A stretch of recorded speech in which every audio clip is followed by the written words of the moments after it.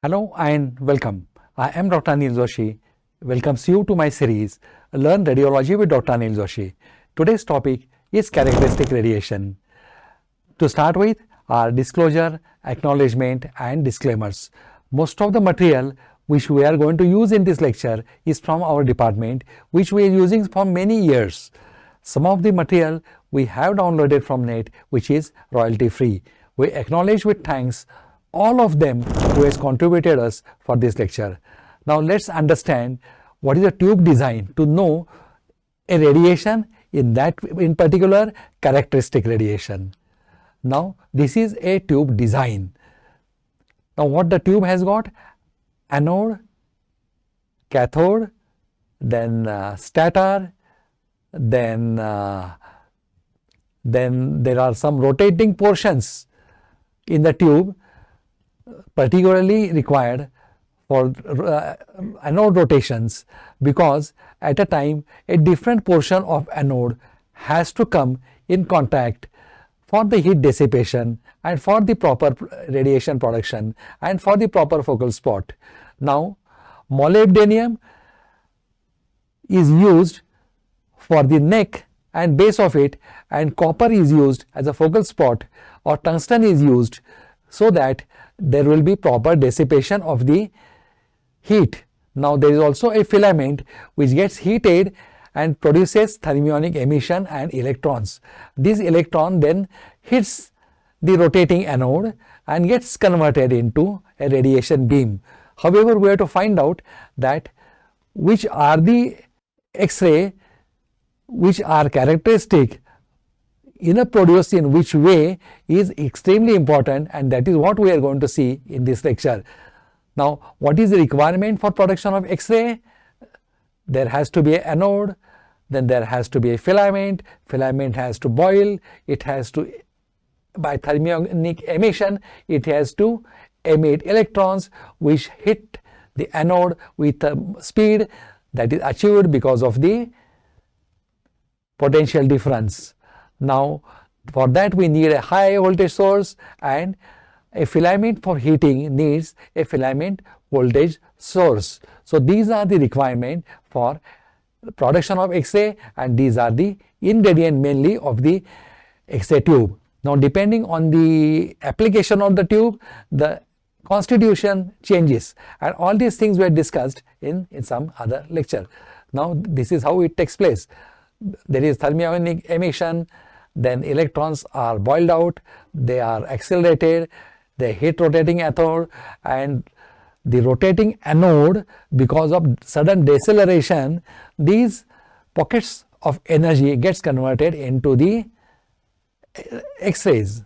So high speed electron get converted into the X-rays.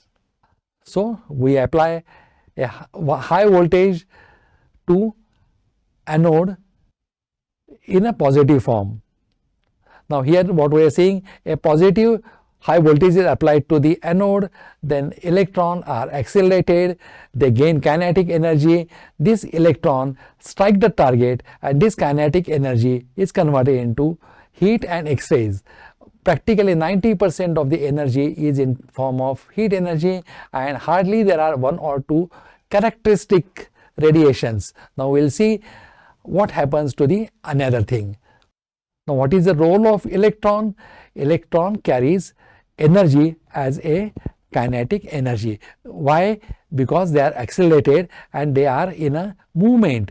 They move rapidly towards a rotating anode, and because of that their kinetic energy get converted into the X-rays. Then higher energy electron moves faster. So obviously there will be electrons with a different speed. Now electron controlled by a electric field. Now there is a potential difference which controls the speed, that is acceleration of the electron, and there is a focus curve which puts them in the proper direction, or only the electrons which are in proper direction are bombarded towards the anode. Now what is the principle of X-ray tube? That is the hot filament, electron getting boiled off. Then there is thermionic emission. See now what is happening in cathode, lot of electrons are getting boiled out. Then the filament is hot for electron to get boiled off. This coil is of tungsten wire, similar to that of the bulb filament. However, there are some technical differences as far as potential differences are concerned, and in X-ray more energy is converted into X-rays, while in visible bulb the more energy is converted into a visible light. The cathode is the source of electrons, and filament heated by the electric current is the basic principle behind production of X-rays. Now there are two types of X-rays that are produced. One thing is characteristic radiation and second is Bremsstrahlung, that is the breaking radiation. In Germany the word has come from German, and second is characteristic radiation. Now in this we are going to see a characteristic radiation, and other part is covered in some other lecture. Now characteristic radiation, it contributes only to a small fraction of the photon in an X-ray beam.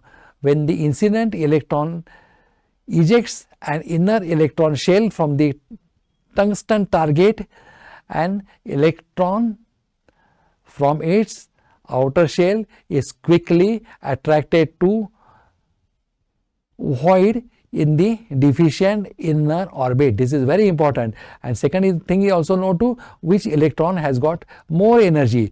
More closer the electron towards the nucleus, it will have more energy. So when an inner higher energy electron is removed, the outer shell drops inside, or it comes inside. When the outer orbital electron replaces the displaced electron, a photon is emitted. Now see here, the energy is converted from higher accelerated electron, a kinetic energy, into the photon, which is different in two orbital binding energies. What it means? There is a difference between two orbital binding energies. Inner one will have higher, lower one will have, the outer one will have lower. So when the more inner the electron is displaced, there will be more energy exchange. However, it will require a more energetic or electron with more kinetic energy to hit it or to replace it. The energies of characteristic photons are discrete because they represent the difference of the energy levels of the electron orbit level, hence are characteristic of the target atom. So always we'll have to select a target in such a way that it will produce a good characteristic radiation. Now it contributes only to a small fraction of photon in an X-ray beam. The incident electron ejects an inner electron from the tungsten target. It causes atom to become ionized.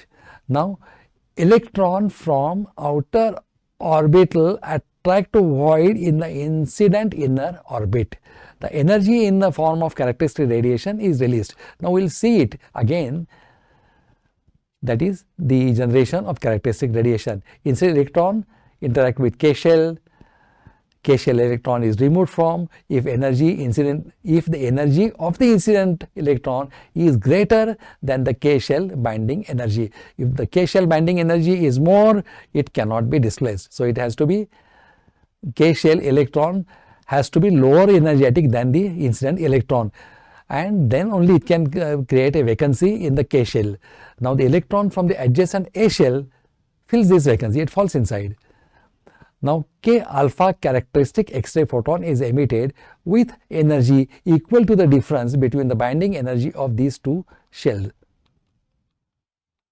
Now here it is diagrammatically shown.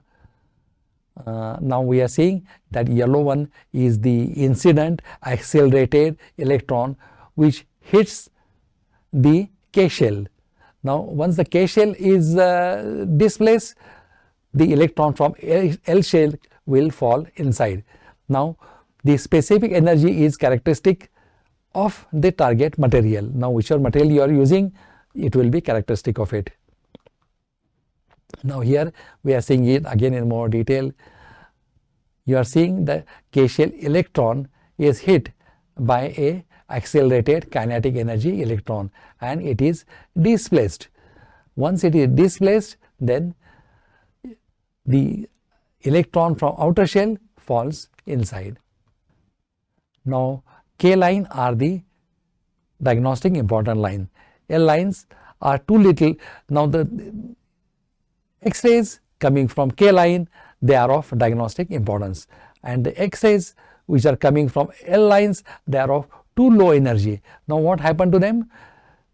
The low energy will either get scattered, they will be absorbed by the inherited filters in the tube that we have seen in the tube chapter. Now the one which will have a higher energy will leave the tube.